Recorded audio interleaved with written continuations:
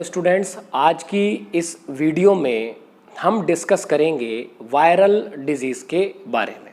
तो शुरू करते हैं। देखिएगा, सबसे पहले जो आज हम देख रहे हैं ये कॉमन कोल्ड है, नॉर्मल सर्दी जुकाम इसको कंसीडर किया जाता है। और बच्चों ये किससे होता है? Rhino virus. ये राइनो वायरस से फैलता है।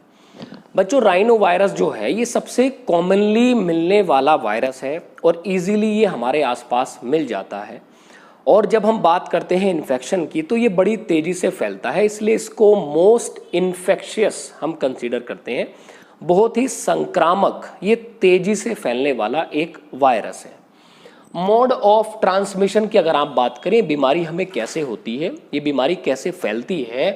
Droplets infection transmitted through inhalation of droplets resulting from cough or sneeze of an infected person। बच्चों, अगर कोई पर्सन इन्फेक्टेड है और वो लगातार खांस रहा है, छींक रहा है और हम अगर उसके कांटेक्ट में आ जाते हैं तो स्नीजिंग और कफिंग से जो ड्रॉपलेट बाहर निकलते हैं उन ड्रॉपलेट्स में प्रेजेंट होता है वायरस। बच्चों, ऐसी ड्रॉपलेट बॉर्न जो बीमारियां हैं ये बहुत सारी बीमारी होती हैं अलग अलग। जैसे हम वायरल में भी बात करते हैं, कुछ बैक्टीरियल डिजीजेस भी हैं। तो आपको ध्यान रहे कि हमने वायरल और बैक्टीरिया को अलग अलग कैटेगरीज में डिवाइड किया है। कुछ हमें फूड से होते हैं, कुछ हमें कॉन्टेमिनेटेड वाटर से होते हैं, कुछ ड्रॉपलेट्स इन्फेक्शन होते हैं, जैसे कि इस तरीके से है। दूसरा, transmitted through contaminated object such as pens, books, cups, doors, knobs, door knobs हो सकते हैं, कीबोर्ड्स एटसेट्रा। बच्चों, अगर कोई पर्सन इन्फेक्टेड है और हम उसका कोई सामान यूज करते हैं या उसने किसी दरवाजे को छुआ है और हमने उसको जाकर फिर छू लिया है तो वायरस वहां पर भी हो सकता है और वो बड़ी तेजी से हमें इन्फेक्ट कर सकता है।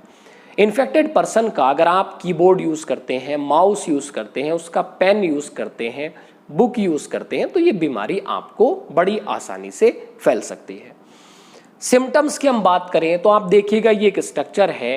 हेडेक हो सकता है, फीलिंग टायर्ड, थकान फील होती है, वाटरी आईज, लगातार आंखों से पानी निकलता रहता है, रनिंग नोज और नेजल कॉन्जेशन, नाक बंद होने वाली कॉन्जेशन वाली कंडीशन बनती है, स्नीजिंग हो रही है लगातार, कफिंग हो रही है लगातार, एंड थ्रोट डिस्कम्फर्ट। कई बार हम खांसते रहते हैं, हम डिस्कम्फर्ट हो जाते हैं, बड़ी कंडीशन अजीब सी हो जाती है हमारे लिए।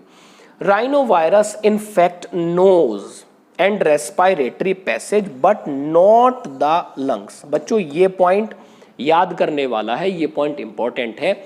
ये न्यूमोनिया से रिलेटेड है। लंग्स पर जो अटैक होगा वो न्यूमोनिया का होगा, इनके बीच ये डिफरेंस भी है। Nasal congestion, sore throat, cough and headache, ये सभी सिम्टम है कॉमन कोल्ड, सर्दी और जुकाम के। चलिएगा, तो आपको याद रखना है राइनो वायरस। नेक्स्ट हम बात करते हैं, नेक्स्ट डिजीज की तरफ चलते हैं, स्मॉल पॉक्स।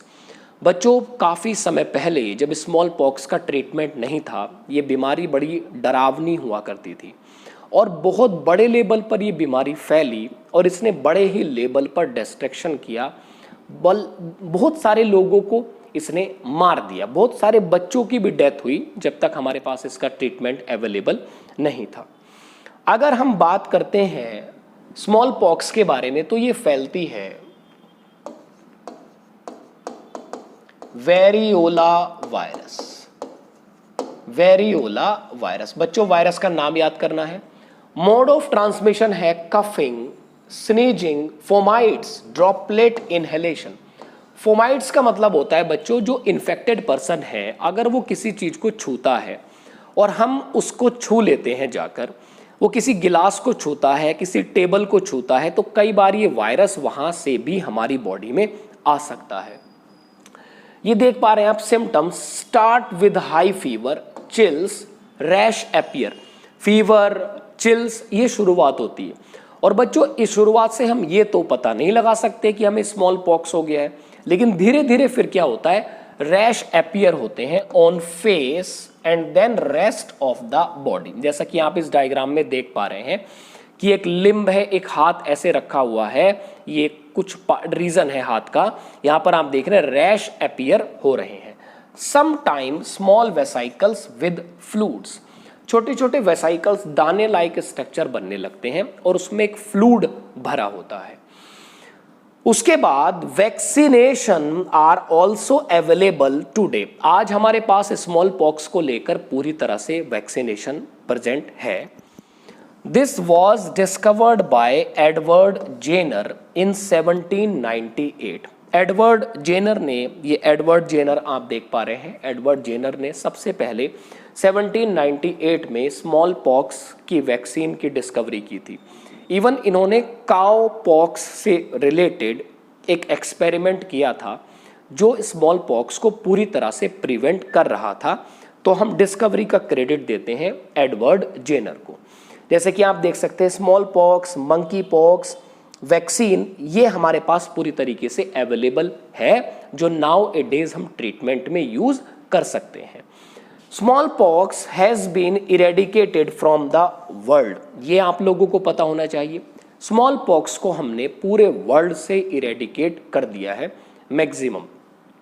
हमें रिसेंटली कोई भी अभी केस ऐसा नहीं मिला, लास्ट केस हमें सोमालिया वगैरह से रिलेटेड मिला था, स्मॉल पॉक्स से रिलेटेड। तो आपको यहाँ जो इंपॉर्टेंट है वेरियोला वायरस याद करना है, वैक्सीन की डिस्कवरी किसने की थी ये आपको याद करनी है। चलिएगा नेक्स्ट आगे बढ़ते हैं, चिकन पॉक्स। बच्चों चिकन पॉक्स का जो वायरस है वेरिसेला जोस्टर वायरस, ये आपको याद रखना है, varicella zoster virus. Mode of transmission है discharge of the respiratory tract, जैसे नेजल फ्लूइड की हम बात कर सकते हैं, स्नीजिंग करते हैं, या कई बार आपने देखा होगा एक पर्सन नोज से कोई फ्लूइड निकलता है, वो उसको कहीं पर लगा देगा, उसके कांटेक्ट में कोई आ जाए तो बीमारी हमें फैल सकती है। Of infected person directly as droplets की फॉर्म में और through contaminated articles used by patient, उस पेशेंट ने किसी अखबार को छुआ है, आपने जाकर उस अखबार को छू लिया है, किसी गिलास को छुआ है, किसी दरवाजे को छुआ है, तो ये बीमारी ऐसे भी फैल सकती है। सिम्टम्स रैश विच अंडरगोस चेंज इनटू वेसाइकल्स, शुरुआत रैश से होती है और वो जल्दी ही वेसाइकल्स में बदल जाते हैं। जैसे कि आप यहाँ पर देख सकते हैं, ये जो सिंपल रैश हैं ये शुरुआती हैं और उसके बाद ये इस तरीके से कन्वर्ट हो जाते हैं वेसाइकल्स में। And finally a dark brown scab, एक डार्क ब्राउन स्कैब जैसा कि आप यहां देख पा रहे हैं, इस तरीके का स्ट्रक्चर है, विच फॉल ऑफ, वो नीचे गिर जाता है, झड़ जाता है। No scar, rashes first appear on trunk, कोई स्कार नहीं बचता, कोई निशान नहीं बचता, और रैशेस जो हैं वो मेनली पहले अपीयर होते हैं हमारे ट्रंक रीजन पर। तो बच्चों ये बीमारी भी ड्रॉपलेट इन्फेक्शन से ही रिलेटेड है, इन्फेक्टेड पर्सन अगर किसी चीज को छूता है उनसे ही ये रिलेटेड है, और आपको याद रखना है वेरिसेला जोस्टर वायरस। नेक्स्ट देखिएगा, नेक्स्ट है हमारे पास मीजल्स, और मीजल्स जो फैलता है ये फैलता है paramyxo virus, paramyxo virus, even morbilli virus. Morbilli virus ये एक जीनस है, पैरामिक्सो वायरस एक बहुत बड़ी फैमिली है और ये इसी से बिलोंग करता है। Mode of transmission droplets infection है, स्नीजिंग एंड कफिंग से ही ये बीमारी होती है। जितना ऐसी बीमारियों में अगर पेशेंट अपने घर पर रहेगा तो उसका खुद का इलाज भी बच्चों आसानी से हो पाएगा और हमें ये खतरा भी नहीं रहेगा कि क्या है बाहर वो किसी को इन्फेक्ट कर सकता है। पुराने समय में अगर हम बात करें, अपनी कंट्री में हम बात करें 20 साल पहले, 15 साल पहले, तो जनरली क्या होता था, अगर किसी को ऐसी कोई बीमारी गांव में होती थी तो ऐसे बच्चे को थोड़ा सा आइसोलेट कर दिया जाता था और उसके आसपास किसी को आने नहीं दिया जाता था। वो इसीलिए नहीं होता था कि वो बच्चा लगातार खांस रहा है, छींक रहा है, तो ड्रॉपलेट्स निकल रहे हैं, तो कई बार वो ड्रॉपलेट्स हम पर भी अटैक कर सकते हैं। जो ड्रॉपलेट्स में वायरस है वो हमारी बॉडी में भी आ सकता है। उसके बाद आप देख रहे हैं सिम्टम्स है फीवर, जैसे कि आप यहां पर एक बच्चे को देख पा रहे हैं कि नॉर्मली फीवर से क्या है, फीवर उसको हो गया है, रैश उसकी बॉडी पर है, inflammation of the upper respiratory tract. Inflammation जो होती है नॉर्मली वो अपर रेस्पिरेटरी ट्रैक्ट पर होती है मीजल्स के केस में, rashes on the body. It attack mainly the children below the age of 5 year. ये below the age of 5 year के जो बच्चे होते हैं मेनली ये उन पर अटैक करता है, मेनली उनको टारगेट करता है। तो बच्चों इससे रिलेटेड जो हम वैक्सीनेशन देते हैं वो MMR होता है, MMR measles, mumps and rubella. ये हम एक वैक्सीन देते हैं बच्चों को, measles, mumps and rubella. Measles हम यहां पर पढ़ रहे हैं, मम्स के बारे में हम आगे बात करेंगे, रूबेला के बारे में हम नेक्स्ट वीडियो में बात करेंगे।